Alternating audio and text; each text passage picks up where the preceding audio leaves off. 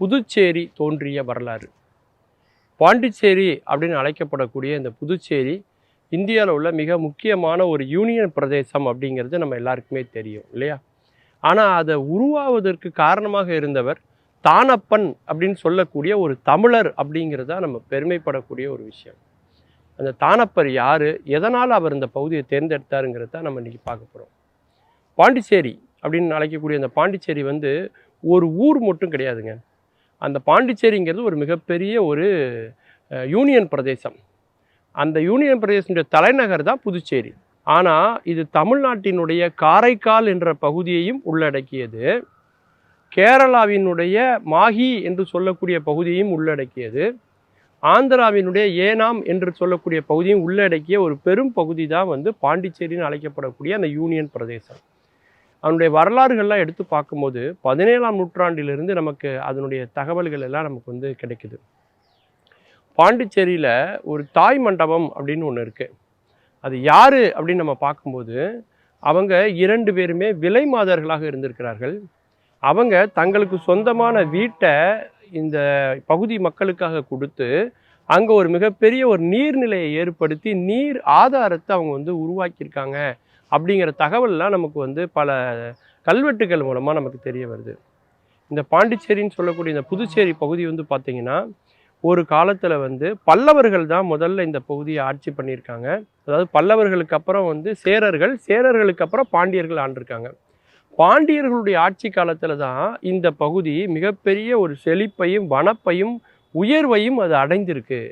பாண்டியர்களுடைய ஆட்சியில் தான் இந்த மக்கள் நிறைய நன்மைகளை அடைஞ்சிருக்காங்க. அதனால தான் பாண்டியர்களுடைய பெயரில் இது பாண்டிச்சேரி என்று அழைக்கப்படுகிற அளவுக்கு பல நன்மைகள் அவர்கள் காலத்தில் நடந்திருக்கும் அப்படின்னு பல ஆய்வாளர்கள் வந்து கருதுகிறாங்க. அது மட்டும் இல்லைங்க, இந்த பாண்டிச்சேரிங்கிற பெயருக்கு இன்னொரு பெரிய ஒரு வரலாறு இருக்குது. என்னென்னா, இந்த பகுதி எப்படி உருவாச்சு அப்படின்னு பார்க்கும்போது முதல்ல பிரெஞ்சு பீப்புள், அதாவது பிரெஞ்சுக்காரர்கள் இந்தியாவில் கால் பதிக்கக்கூடிய இடம் வந்து இந்த பாண்டிச்சேரி தான்.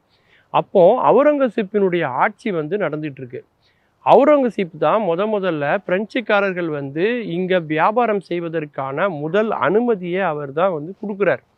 அப்படி அவங்க வியாபாரத்துக்காக இந்த பகுதிக்கு வரும்பொழுது என்ன ஆகுது அப்படின்னா, அங்கே இருக்கக்கூடிய மற்றவர்களோடு அவங்க போர் செய்ய வேண்டிய ஒரு சூழல் ஏற்படுது. அதுலேயும் மிக முக்கியமான போர் வந்து பார்த்திங்கன்னா கோல்கொண்டா போர். அந்த கோல்கொண்டா போரில் அவங்க மிகப்பெரிய வெற்றியை அடைகிறாங்க.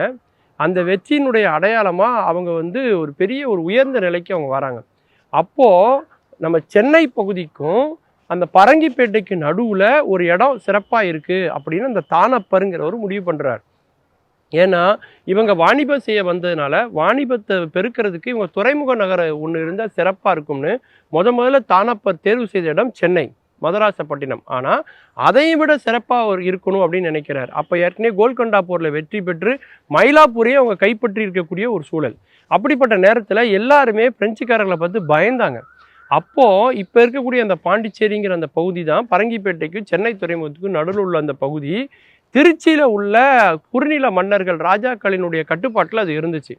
அப்போது அந்த ராஜாக்கள்கிட்ட போய் இந்த பிரெஞ்சு மக்களுக்காக தானப்பர் வந்து கேட்குறார்.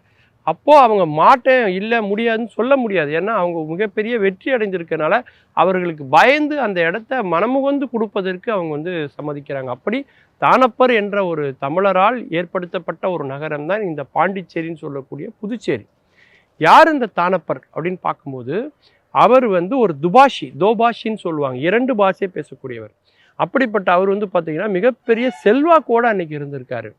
அதனுடைய மிகப்பெரிய அடையாளம் என்ன அப்படின்னா, அந்த பிரெஞ்சு பீப்புள்கிட்ட அவர் வந்து துபாஷியாக இருந்து அவர் அளவுக்கு வேறு யாரும் அவ்வளோ பணம் சம்பாதிச்சதில்லை அப்படின்னு சொல்கிற அளவுக்கு அதிகப்படியான பணத்தை அவர் சம்பாதிச்சிருக்காரு. அதுக்கு உதாரணம், சென்னையில் முதல்ல சொந்தமாக கப்பல் ஓட்டினதே அவர் தான்.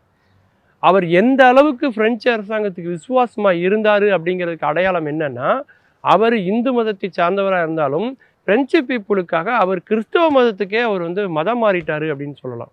இன்றைக்கும் சென்னையில் அந்த தானப்பர் பேரில் ஒரு தெருவுக்கு அவருடைய பேரை விட்டுருக்காங்க. மதுரையிலையும் தானப்பர் பேரில் ஒரு தெருவுக்கு அவருடைய பேரை கொடுத்துருக்காங்க. அப்படின்னா அந்த அளவுக்கு ஒரு விசுவாசத்தினுடைய அடையாளமாக இருந்திருக்கிறாரு. அந்த பாண்டிச்சேரி நகரம் எப்படி உருவாகணும் அப்படிங்கிறதுக்கான ஒரு முதல் விதையை போட்டது அந்த தானப்பர் என்று சொல்லக்கூடிய தமிழர். மீண்டும் பல புதிய தகவல்களோடு அதில் அறியப்படாத பக்கங்களோடு உங்களை சந்திக்கிறேன். நன்றி, வணக்கம்.